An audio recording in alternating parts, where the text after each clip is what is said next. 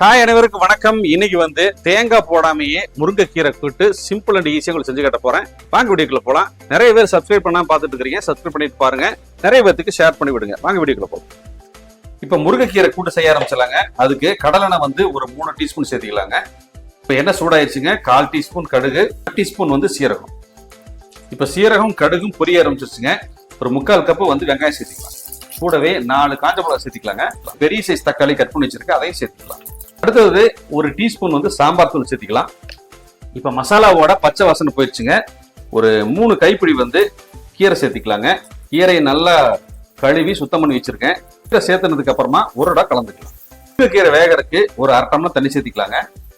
இப்ப இந்த முருங்கைக்கீரை வேகறதுக்கு ஒரு 5 நிமிஷம் ஆகுங்க. மூடி போட்டு மூடி வச்சிடலாம். 5 நிமிஷம் கழிச்சு திறந்து பார்க்கலாம். இப்ப பாருங்க, முருங்கைக்கீரை ஒரு 90% குக் ஆயிடுச்சு. இப்ப நம்ம பருப்பு ஏற்கனவே நம்ம வேக வச்சு வச்சிருக்கிறோம். சிறு பருப்பு வேக வச்சு வச்சிருக்கிறேன். இதை அப்படியே சேர்த்துக்கலாம்.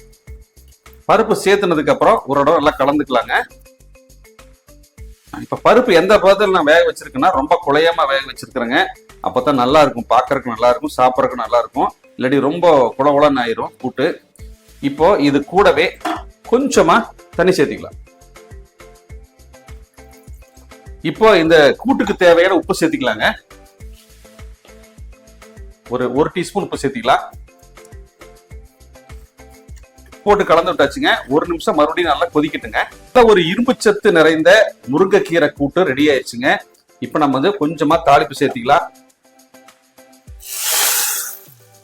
அட்டகாசமான இரும்பு சத்து நிறைந்த முருங்கைக்கீரை கூட்டு சூப்பரா ரெடி பண்ணி காமிச்சிருக்கேங்க. இப்ப இதை வேற ஒரு பவுல்ல மாத்தி காமிக்கிறேன்.